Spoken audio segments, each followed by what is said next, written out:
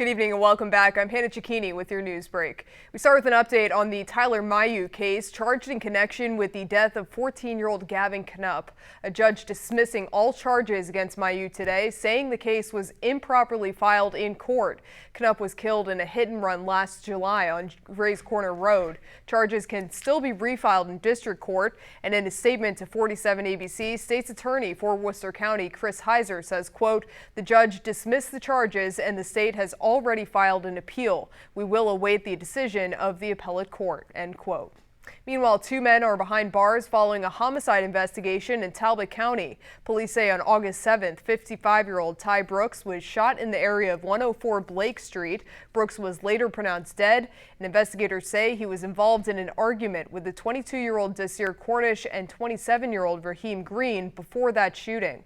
Cornish is charged with first-degree murder, among other crimes, and Green is charged with accessory after the fact plus first and second-degree murder. Well, the question as to who will fill the role of mayor in the town of Camden still unanswered. Now former Mayor Justin King stepping down just days ago after he pleaded guilty to misdemeanor counts of hindering the prosecution and disorderly conduct. The charges stem from an incident earlier this year where King reportedly got into a physical fight with 3 people at a car wash he owns. Town attorney Craig Eliason says it's now up to the town's council to fill the position. The remaining council members need to select someone either from the existing council or from the outside to serve until the end of Mayor King's term, which is February of 2024, 6 months from now. Eliason expects a decision to be made at next month's council meeting. The Central Delaware NAACP, meanwhile, has previously called on the town to clarify its continuity of government after King stepped down. Now, at this time, we're going to send things over to Chief Meteorologist Rich Wardzik for a look at the forecast. Rich. All right, Hannah, thank you very much. And a forecast that I am excited to deliver here because I have so much good news to send your way, unless you're a big fan of humidity and big thunderstorms. I know there's some storm chasers out there. 7-day forecast is not for us on that, but it is for the beachgoers. Morse Roofing and Siding Skycam, a beautiful night here at Rehoboth Beach along the boardwalk. It just gets better as we go into the weekend.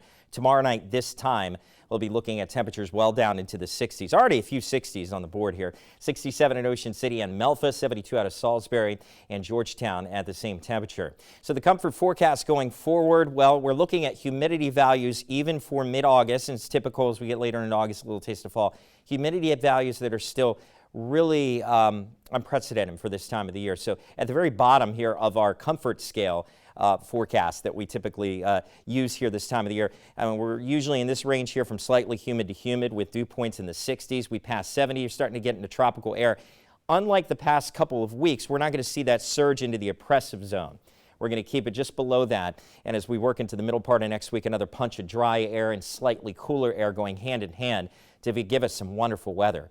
Now, the last couple of heat waves that we've had have been part of this heat dome that builds in the central United States out in the Midwest. It's going to happen again at the upper levels, but what will happen is we'll get on the fringes of it here come Sunday night into Monday. So Monday will be a hot day, but then we go into Tuesday and Wednesday and a temperature gradient sets up and then eventually allows cool air to slide back in from the northeast and kind of protect us from that searing heat that they're going to experience out in the Midwest. So this go around, no return to major heat and humidity. And I know everybody is nice to get a break from that, at least give the AC a little bit of a break or the fans a break. Here's the water vapor imagery. The blue is where all the moisture is, and the yellows and oranges, that's extremely dry air that's rotated into the area from an area of low pressure here up in Canada.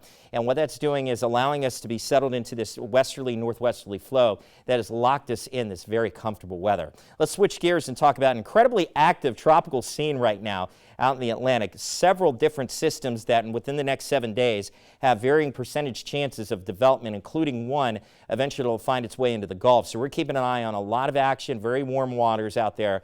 This time of the year, we usually see this happen. 58 to 63 under clear skies and a comfortable night ahead. 79 to 84 tomorrow under sunny skies. Beach, it's the place to be here. Low humidity and temperatures running in the 80s. Low 80s tomorrow, a little breezy out there, and then we'll bump that up into the mid 80s on Sunday, a little less of a breeze. UV index will be high both days, so keep that in mind. The burn factor will be very quick out there with direct sunlight, even though it's going to feel a lot better to be outside. Brazier's Carver Care dog walking forecast, a nice one there. 81 expected by 4 o'clock, a marine forecast. And looking ahead with our 7-day here at the beaches, the chance for rain Thursday and Friday, real small chance for a shower thunderstorm. Same idea here for interior Delmarva, and looking at that hot start to next week. We've got more DSI coming up on the other side of the break. Brandon and Devin will be right back, and I'll have a final look at weather coming up as well. Stay with us.